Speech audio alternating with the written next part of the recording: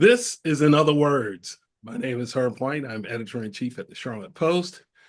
And the big, beautiful bill is now law. It was signed by President Donald Trump on July 4, and it has many different aspects to it. But today, the subject that we're talking about is health insurance. And with me to make some sense of this is Joyce Palmer, who is founder, owner of JP Financial Group LLC in Charlotte. Welcome to the podcast, Joyce. Thank you, Yeah, Herb. you've got a lot of stuff to talk about because Yep. even among lawmakers, they don't even know what's in this law now. So, Right. as a financial services expert, you can help walk us through what is one of the most important parts of it, I think, with a lot of Americans, is healthcare. Uh, Mhm. Federal programs like Medicaid, Medicare are impacted. And I would also imagine that the way that you get private insurance through the Affordable Care Act is Mhm. also impacted. Yeah. So that would be my first question. What's in this bill or law, and how does it affect how Americans will access health insurance moving forward? Yeah. So you're right. It is a big bill. I won't say it's beautiful, but it is big. As it pertains to healthcare, we can expect everything that we know and understand about the healthcare world right now to change, right? The landscape will be affected across the board, not just Medicaid, where the biggest cuts are coming from, but the healthcare marketplace, the Affordable Care Act is being chopped up as well. It's going to be affecting people that are under 65. And then it's also going to spill over to everyone as far as healthcare costs is concerned, because a lot of the costs will transfer and trickle down to private pay um, insurance. So no one will get around not being affected by it. So we're looking at 9.1 million people will projected to be uninsured by 2034. Um, that's what they're saying is going to be a huge federal cut as far as saving money. But the question is at what cost, right? So the bill is further going to impact the state of North Carolina. I think we're looking at hundreds of thousands of people that will be losing health insurance coverage. It's taking a step backwards in that we just got the North Carolina expansion of Medicaid for North Carolina. We fought so hard to get that. And so that will practically be reversed. So yeah, it's going to be a big, huge cut across the board. Talk about the cuts and how it impacts North Carolina. And you mentioned the expansion of Mhm. Medicaid uh, eligibility. I think it Right. saw the figure, it was like 650,000 North Carolinians were Mhm. made eligible for coverage just in the last year. Yes. That was a bill that was signed into law Hmm. just before Roy Cooper left office. Right. And it also entails a clawback, where if the federal government decreased its share of the coverage, North Hmm. Carolina would correspondingly Right. cut money off as well. Yeah. So that may be the obvious way of explaining that, but can you explain that a little bit further in terms of Yeah. how that may Yeah. impact people? Yeah. So the first part of it is the Medicaid expansion. They're adding additional requirements in order to even be eligible for Medicaid. They're adding the work requirement. So if you're a non-disabled adult between the ages of 19 and 64, you've got to work 80 hours or take some form of education or schooling or something in order to keep your Medicaid. So that's going to affect probably just nationally about millions. Probably, I think the number was 4.8 million. They expect to basically not be able to enroll or get disenrolled because of that. The frequency of checks, that they check on to make sure you're continuously eligible for Medicaid. Right now, they do it annually, so they're going to increase that to every 6 months. And the whole idea is to make it more difficult, right, for you to maintain the coverage. They're going to have some address verification process that you're going to have to go through to verify your address and if you move frequently. So really just adding extra layers of qualifying for Medicaid. And then, of course, like I said, taking people off of Medicaid. The matching contributions, which you mentioned, the federal matching contributions to help people that are getting coverage, they're going to discontinue that or reduce it for matching contributions. Therefore, states like North Carolina that has the expansion would not be able to get that matching dollar, which means they're going to have to pull back on their enrollment. They're going to limit services. This one is still trying to be determined, but a lot of the medical procedures that kind of came across, like things for women's health, for an example, is being impacted greatly. Facilities that provide women's care or women's services like that, if they were getting funds from Medicaid, they're not going to be able to get those funds anymore, even for the non-abortion type procedures. So that just means if they do anything, they're not going to get any funding at all. They're going to probably take out this anything that deals with transgender health procedures. That's going to go away.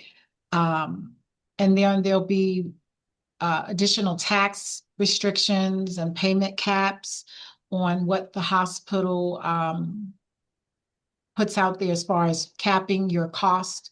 That's going to be affected. So Medicaid obviously is hit the hardest. But again, like I said, that's all going to spill over to the other areas for people that are paying. You're going to see rural hospitals, for an example, closing down because a large portion of their funding is coming from Medicaid. And so the poor, low income folks, Yeah, that is in the rural right. The residents, rural areas, North Carolina. right. Those are the folks who will get hit hardest. They'll get hit directly, right? But what I share with people is that it's a domino effect. Somewhere, somehow that cost has to be made up. So what you're going to see is, we're already seeing it with insurance companies, private pay. You're going to see your premiums go up. You're going to see more things not covered under the private insurance payers, because they're going to have to make up the funding they're losing from the federal government. So in order to do that and keep their doors open, they're just going to charge private fee insurance persons more. So, and if you are employed by a major corporation, what's the difference between if you worked for, let's say, a Bank of America or Duke Energy, and you worked at a smaller place that has maybe less than 20 employees? mm-hmm. Difference between working at the corporation and getting health insurance and working for a smaller company? Yeah. So the smaller companies will definitely not be able to sustain a lot of the cuts and expenses because they don't have the large pool of people to help keep the cost down. So now that cost has got to be spread among the few people if they're, going to take any increases. So the large corporations, they can leverage a little better because they have the law of large numbers. They have more people. They can spread the cost around. The smaller companies are not going to be able to do that. So again, you're going to see, your costs go up for normal healthcare costs. Your premiums are going to go up. Your choices of plans you can choose from. Some carriers will probably choose to pull out of some states and not even offer coverage anymore. The the ACA or the Affordable Care Act in the marketplace is going to get hit really hard because and this is something that's actually going to go in effect as early as November when we start open enrollment for 2026. The open enrollment period normally was going from like November to January to open enroll for your health insurance, where they're going to take that and reduce it to 45 days. So now you've got 45 days literally to get your health insurance renewed for 2026. And that, I think, is going to be huge because most people are not going to even recognize that until it's almost that time, because we're talking not next enrollment period, but this enrollment period. Yeah. And so what would happen if you missed that window? You're just Then you have no coverage because this special enrollment period, that's the other thing. They're taking away the special enrollment period. So where before, if you didn't get during that time period, you had another window of opportunity to get a special enrollment done. Based on your circumstances. Well, they're going to minimize the special enrollment period. So that's going to be shortened as well. And they're going to take out a lot of the reasons where you could do a special enrollment. It's going to be limited to something like you just lost coverage or you moved to a new location. So a lot of the special enrollment provisions will go away. And like I said, you got 45 days to get enrolled. And then they're going to eliminate, like I said, the special enrollment period for individuals where their income falls below a certain level. That sounds like it's going to put a lot of stress on the folks who shepherd this process Yeah, for people who are using the ACA. correct. Yes. As an agent, a health insurance agent, since Affordable Care came in existence, we've helped thousands of people get enrolled during health insurance enrollment period. And of course, the first years, it was really crazy because it was new.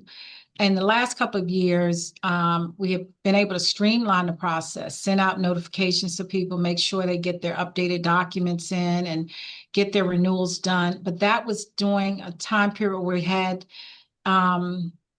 2.5 months. At first it started out 6 months, then it went down to 2.5 months, and now it's going to go to 45 days. There's no way to get that done and keep the same number of people enrolled. So people will automatically not get re-enrolled because there just won't be enough time to get them processed. Sounds like it's going to be a lot of chaos later in the year. Yeah. In terms of since the law has been changed earlier this year, or earlier this month, what are people telling you, whether it's clients or just interested bystanders, in terms of the questions that they ask, if they're asking, what does it mean to me? Or, what do I do now? What do you tell folks? That's a good one. First, I think a lot of people are not yet paying attention enough. I think the first thing is so much is happening so fast. And like I said, this is just one facet of the big, beautiful bill. There's a lot of other things, taxes, and then there's all the other things the administration has going on that it's hard sometimes to know where to focus and where to put your energy to pay attention to. So the first thing I share with people is do your due diligence, pay attention, listen to things like the podcast, read, and seek out information. The more knowledge, the more understanding you have, the more you hear about it, the better equipped you're going to be able to respond to it. And then the next piece is I'm getting a lot of um, how will this affect me personally if I'm not on Medicaid, or if I am on Medicaid, or if I live in a rural area, or if I have the Affordable Care Act, how will it affect me personally? And that's where we've got to get out and educate. We got to get out and offer assistance. We all hands on deck. Everybody's got to do their part to make sure we protect those that are most vulnerable, like the lower income, some of the seniors that's going to be affected by this, that are in facilities or participating in assisted living or nursing homes, things like that. The healthcare community, healthcare workers, they're a good source to go to because they're going to be affected by this as well. So it's all hands on deck. Is everybody paying attention and um, seeking information, sharing it with other people, spreading the word, letting them know that we do have to move fast on this as well. We can't wait. Some of these things are taking place literally, like I said, as early as November. Part of this, I get the impression, because the window for signing up for insurance through the ACA, that window is so narrow now. Do you fear that it would have a knock-on effect of just basically scaring people away in terms of, that window is so narrow, I got to go look up my tax information Mm-hmm. and all the other things that go into filing for the renewal, that some people say, you know what, forget it. Mm-hmm. I'll Yep. go without like I had Yep. before. Yep. Yep. Unfortunately, that very well may happen. By the window being much narrower, um, there are a lot of people that will go without insurance. And that that's where um, we'll see loss of lives. We'll see people lose their lives because healthcare is one of those things that we fought so hard to get for everybody, and everyone should have good health care. But if you don't have insurance, then most likely when you're sick, you're not going to go to the doctor or the hospital because you don't have insurance. And now, people will let their health be compromised because of that. You also talked about the domino effect. When people don't have health insurance, if they get sick or hurt, Mm-hmm. usually that means a trip to emergency rooms. Right. Yeah. And Yeah. ultimately, people who do have insurance We'll wind pick up up the paying costs. that. Uh, Right. so talk about the societal cost, and not suggesting that you are an expert on what will happen to hospitals, Mm-hmm. but Mm-hmm. what is the add-on impact of people who will wind up with insurance in 2026 and beyond? What will be the impact on them? Yeah. So like I said, the people that have insurance, now when you go, you're gonna definitely see an increased cost in your plans. Um, Enrollment will go down with the Affordable Care Act. Uh, Even with Medicare, it's not directly being affected, but I think we're gonna see with Medicare, some carriers pull out of the state as far as their plans. Prescription costs is getting ready to go back up. That was one of the provisions that we fought so hard to get, especially things like diabetes and insulin. All of those were some initiatives that were put in place to help reduce the cost of medicine. We're going to see that cost go back up. So again, um, and we're going to probably see on the private insurance side, like things like long-term care insurance, which is for individuals who have resources and are not going to be eligible for Medicaid. They need to have long-term care insurance. We're already seeing some indications that insurers are going to be much more strict on their underwriting for long-term care, which means that someone who has resources may not be able to get a decent long-term care insurance policy because of what's happening to Medicaid. That's a lot to that's in. Really, it is. How will this impact the strategy that you use with the insurance Mhm. being established or reestablished from year to year? Do you have like a checklist that previously you encourage people to do their homework and due diligence before they sign up? And what will that checklist look like now that there's all these changes going on? So if I walk up to you and I'm a first time customer, what are Right. you telling me to do?